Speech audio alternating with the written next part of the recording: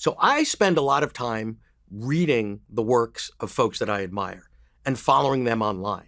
And I spend a fair amount of time contributing to the conversations they're having, adding what I hope are thoughtful and insightful comments to threads. So somebody that I admire might post an interesting article on LinkedIn or whatever, and I'll add to it. I'll add to the conversation. And then it occurred to me, that's a form of thought leadership.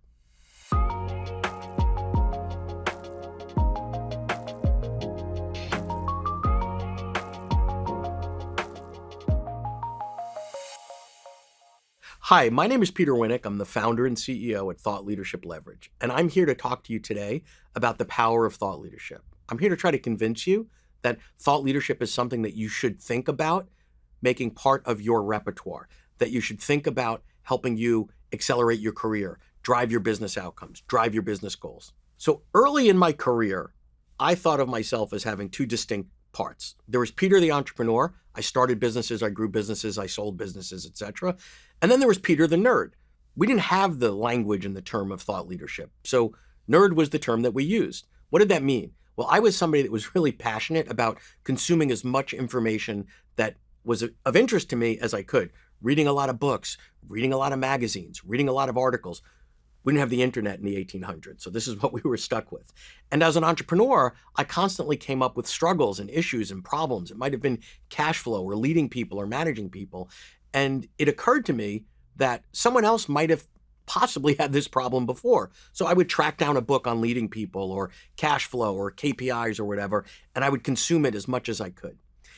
But I never once asked myself, how do all of these books that I've read, how do those people make a living? How do they scale? How do they leverage? How do they monetize their thought leadership? Frankly, I didn't care. I paid my $20 for the book, got a nugget or two out of it, and applied it. Well, then about 20 years ago, I got brought in to do a turnaround at a communications consulting firm. This was a global company. They were in trouble. If you haven't been in the turnaround space before, that's when you bring in folks to sort of figure out if it's going to live or if it's going to die, if there's anything worth saving inside of this organization. I prefer building things. It's one thing I learned from that journey. But when I got on board there, I learned that the basis of the company, most of the work that they did on the communication side was based on the work that a founder did 30 or 40 years before, based on a book somebody wrote. And then this light bulb went off and I'm like, wow, everybody that writes a book might have a business model. Let me start thinking about that. And it occurred to me that if I can merge those two things, the entrepreneurial drive and passion and ability to take risk and all those sort of things, applied in a fairly narrow lens of how do you do that for thought leaders? And I found my lane. And that's where I spend all my time now, figuring out what is the right model, what is the right strategy, what is the right way to get that thought leadership out on behalf of an author, an academic, etc., so that it has greater impact in the world, so that it generates more income for them. And as a thought leader, you should start with a strategy. That strategy should give you insight into who you serve, how you serve them, how they choose content. It should give you insight into the business models that you want to use to deploy your thought leadership. It should give you the things that you need so that you have clarity. And once you have clarity, you can effectively prioritize all that you could do, would do, should do against a set of clear-cut objectives and goals. So before we dive into thought leadership and how to do it and strategies and such, let's take a moment to reflect on what is it? So far too often, I see people inside of an organization having a conversation around what they believe is thought leadership, but one person's talking about content marketing, and another person is talking about subject matter expertise, and another person's talking about thought leadership. So let me share with you what my definition is, and it's fine if you accept it or if you don't. So my definition of thought leadership can be broken into two pieces. There's the thought, and then there's the leadership. Where does thoughtfulness come from? True thought leadership is based in either research, your experience, observations that you've made, roles that you've been on, industries that you've been in. That's where the thought could come from. And then the leadership part is where you have the courage to add to the conversation, to add to the discipline. It doesn't need to be radical. It doesn't need to be the earth is round, the earth is flat. It could be, this is what most of us think today as leaders or as managers, whatever the case may be. And here's a little bit of an interesting perspective or a thought that I'd like to add to that. I'd like to add a model. I'd like to add a method. I'd like to add a framework. But I also need to acknowledge that I'm standing on the proverbial shoulders of giants, that many, many others have come before me and dedicated lots of time and energy and effort to polish ideas that we all appreciate today. And if you could add just a little bit to the conversation, that's a great way to think about being a thought leader. Thought leadership matters today for executives more than it ever has before. Let me break this down a little bit. We are all, as individuals, as producers of product, as producers of services, as providers of professional services, being commoditized. We just are, right? There's somebody out there, if we're honest with ourselves, that could do exactly what you do, maybe faster, maybe cheaper, maybe even better than you. And even if they can't, there's a perception that they can. So we're all being commoditized. By definition, commodities are things that we buy based on the lowest possible price.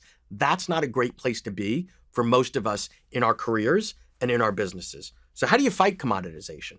One way as a leader, as a senior leader, to fight commoditization for you and your organization is to put out high quality thought leadership consistently, to get out your perspectives, to get out your point of views, to show that you have empathy to your clients and customers, that you understand the struggles that you're going through, that you could take them to a better place, that you could show them based on your thinking and your organization's thinking and your models and your methods and frameworks into a little bit of a different direction, one that might benefit them, one that might help them, that might help them see the world in a little bit of a different light. So thought leadership gives you a competitive advantage. Let me put it another way. If you don't practice thought leadership, you're leaving opportunity for others to have a competitive advantage. So let me think about this in two ways, or share it with you in two ways. In a career, all things being considered, even if you love your current job, and I hope that you do, you probably won't be there in 5 or 10 years. You're going to be in the job market at some point. Your future employer has 3 candidates to consider. They all look great on paper, great education, great accomplishments, great career trajectory. They're reliable, they're trustworthy, great references. But one of them's been practicing thought leadership for 3 or 4 years. They're speaking at conferences, they're writing, they're putting out research. Who do you think's going to win?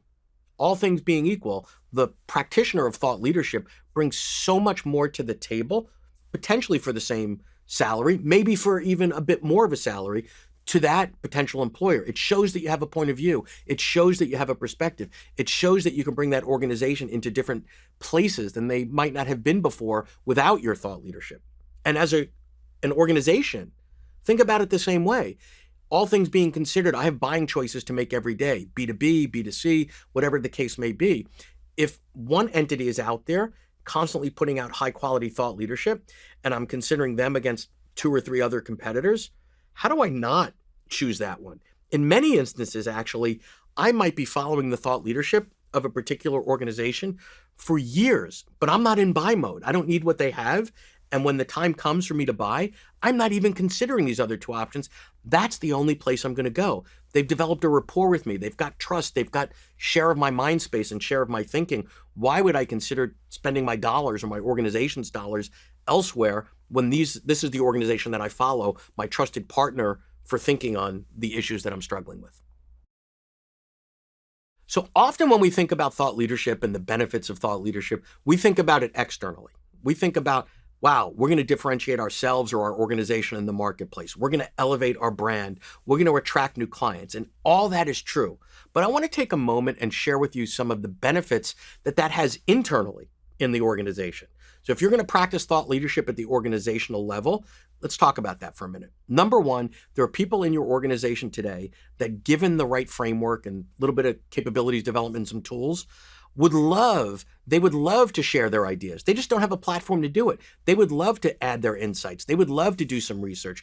They would love to create social media posts or video or articles that are aligned with your organization's objectives. It creates a culture where we encourage people to share their ideas. It creates a culture where the innovation levels are increased. It creates a culture where we're retaining our high quality talent because we're able to do things that we might not be able to do in another role or in another job at another company. So huge benefit on culture, huge benefit on retention, huge benefit on creativity and innovation. So where do you start as a thought leader? Here's where I would start. I would say there are a few things that are more than interesting to you, that really kind of gnaw at you in a good way, that you're curious about, you want to learn more about. And some of those things are aligned to your organization or your team's goals and objectives. So narrow it down to, say, 3 or 5 things that are both interesting to you, because if it's not interesting to you, you cannot make it interesting to others, and potentially beneficial to your organization. And start there. Just start. Start by thinking about everything that you put out initially as an experiment. Some experiments will fail. Some will succeed. And a failure of experiment, putting out a short post on LinkedIn that doesn't go over particularly well, is not going to get you fired, right? But the learnings that you can get, the benefits that you can get by putting things out there and seeing how the market responds to it, seeing how the people that you care about, the people that you serve respond to it, that's going to give you intelligence and insight, which is going to give you the directions you need to say that you want to know where to go deeper, to know where to expand your thoughts and ideas. So the key thing is to start, narrow it down to a few ideas, and have the courage that it takes to experiment by putting them out there. Thought leadership never grows if it doesn't see the daylight, if it doesn't see the sunlight. So one of the critical decisions you're going to have to make as a thought leader is to understand your audience. It's not about you. Separate yourself from this for a moment. You are trying to be of service to a couple of avatars, and a good avatar has some psychographic elements to it and some demographic elements to it. And you need to understand, you need to have some empathy and understanding and insight into how do they choose to consume content. Do they like it virtually? Do they like it short form, long form? Does it need to have a lot of footnotes? What do they like? And the way they like to consume it might not be the way that you like to create it. And if that's the case, guess what? The burden and the onus is on you to close that gap and change your creation preferences, right? If you're afraid of video, have the courage to see the little red light and shoot some video. If you don't particularly like to write, get out in front of the keyboard and start to write, start to get your ideas out there, develop those capabilities. Put the content out there in the way that is aligned to how your avatars choose to consume content. So one of the things that you need to do as a thought leader when you're putting content out there is to commit to consistency of cadence, right? So when you're putting things out there, you're going to understand your avatars, then you're going to come up with some sort of a cadence. I'm going to post on LinkedIn 3 times a week and put up 2 YouTube videos or whatever that is. And there's some pros and cons into how you make those choices. We're not going to get into the hacks here, but once you make the commitment, stick to it, because think of those publication commitments that you're making as a promise that you're making to your audience, as a promise that you're making to a future employer, as a promise that you're making to a future client. We don't want to disappoint and let people down. It takes a while for people to get into the rhythm of saying, oh, every Wednesday you do X, every Tuesday you do Y. They might not tell you with likes and shares that they're relying on you or they're consuming it. But when you stop doing it, what you're sending is a signal that you're not a reliable person. You're not trustworthy. You're not consistent. And before I'm going to even engage with you on a deeper level, if you can't at least consistently get something out there every Thursday as you say you will, that's going to devalue the brand that you're creating, whether that's your personal brand, your team's brand, or your organization's brand. Most thought leaders think that the burden is on them to create all of the thought leadership that comes forth from their brains and their fingertips. And that's just not true. One way to create thought leadership is to listen. Now, who you listen to and how you listen matters. So I would suggest that as a thought leader, you know who else is out there that the people that you're trying to serve are following, that they respect, that they admire, and you follow them as well. And when they put up something that's interesting, you comment on it. And the comment that we want to see is not thumbs up, like, great article. That's useless. That adds nothing to the conversation. You want to add a thoughtful comment. Maybe it's a paragraph, maybe it's 2. Doesn't need to be a chapter in a book, but something thoughtful.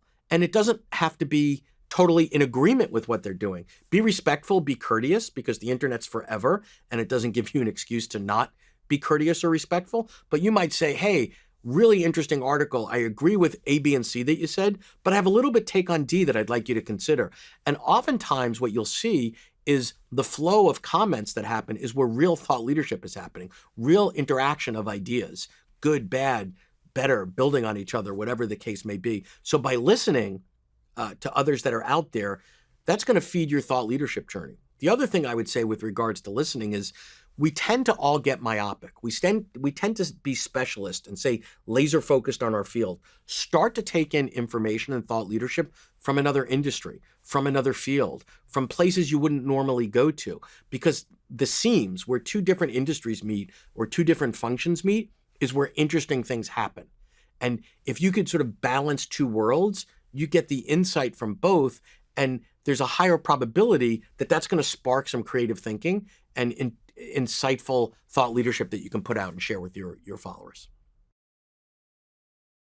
Early on in the journey for many thought leaders, they take on a persona, right? They say that I am now going to be a keynote speaker, and everyone that I've observed that's a keynote speaker is overly charismatic, and they're over the top, and they have buzzwords, and they come out on stage to this glaring music, and they try on that role.